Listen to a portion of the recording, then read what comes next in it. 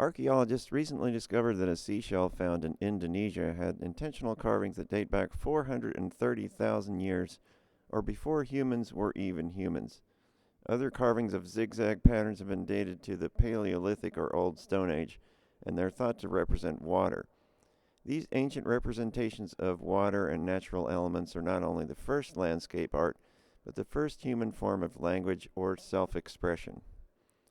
In China, landscape paintings, primarily of mountains and water, became the most important genre of painting by the year 1100, as the philosophical traditions of Taoism and Confucianism valued nature in its physical form as it embodies virtue and cosmic energy.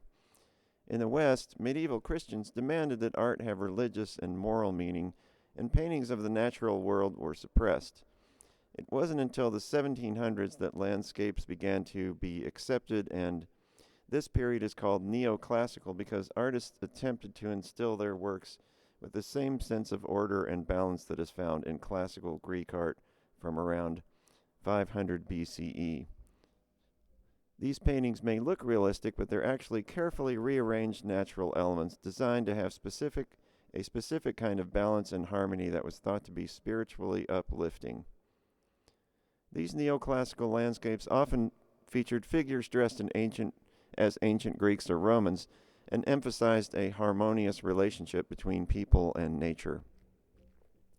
This painting by the French artist Claude Lorrain attempts to, quote, improve on nature by organizing the composition according to mathematical logic and exact proportions. Neoclassical painters shared roughly the same time period and goals of harmony and order as classical music composers like Mozart.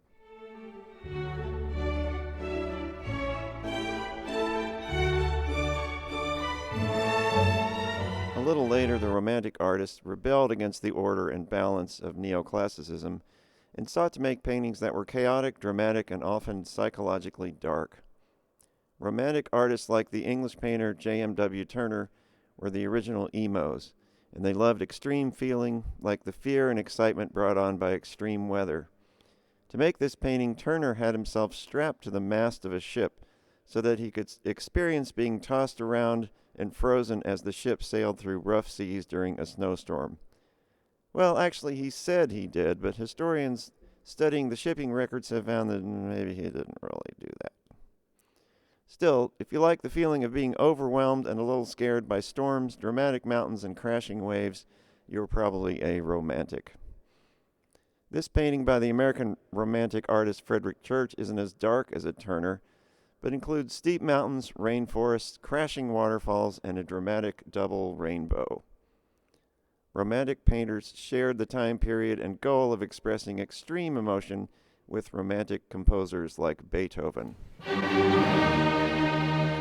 Impressionist painters like Monet weren't interested particularly in balance or drama, but tried to capture exactly what their eyes observed using quick, unblended brush marks and bright colors.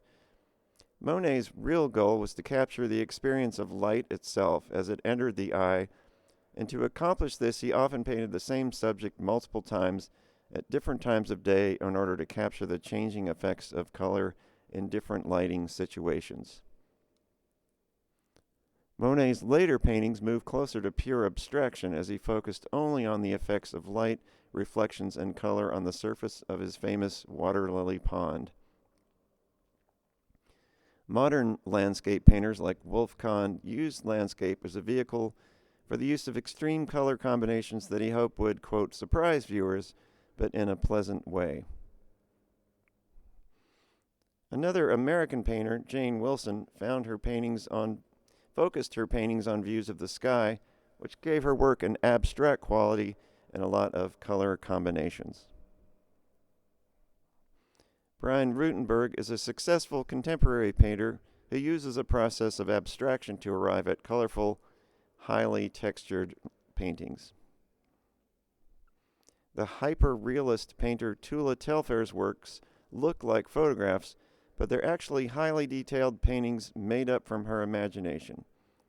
One recurring feature in her work is that there are no power lines, roads, or any indications of human presence, as if they were painted based on landscapes from an earlier time in the Earth's history. One of the big trends in landscape painting today is the popularity of plein air painting, which means open air or painting outside. Plein air painters like to gather in groups at events called paintouts to paint directly from nature and then later display and compare works. Hanover College was the site of several paintouts in the 2000s that drew over 100 artists to the campus. Plein air painters usually focus on small works that can be completed within a day. If you have some extra money, you can book a plein air workshop in a nice place like southern France, where you can spend a few days or a few weeks hanging out with other painters, staying in rustic but posh accommodations, getting instruction from celebrity teachers, and sampling local food and wine. It's a rough life.